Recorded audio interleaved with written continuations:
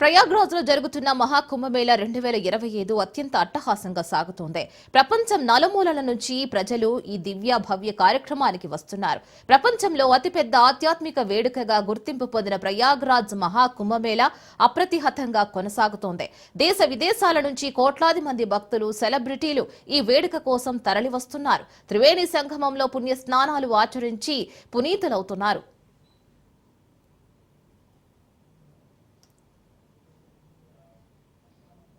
ప్రయాగ్రాజ్ లో జరుగుతున్న మహాకుంభమేళలో మణిపూర్ సీఎం బీరెన్ సింగ్ గురువారం పుణ్య స్నానం ఆచరించారు.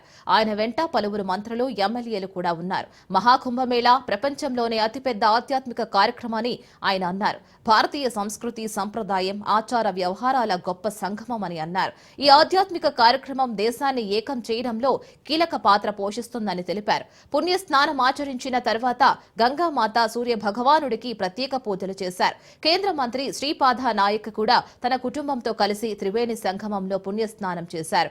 యూపీ సీఎం యోగి ఆదిత్యనాథ్ చేసిన ఏర్పాట్లను ప్రశంసించారు.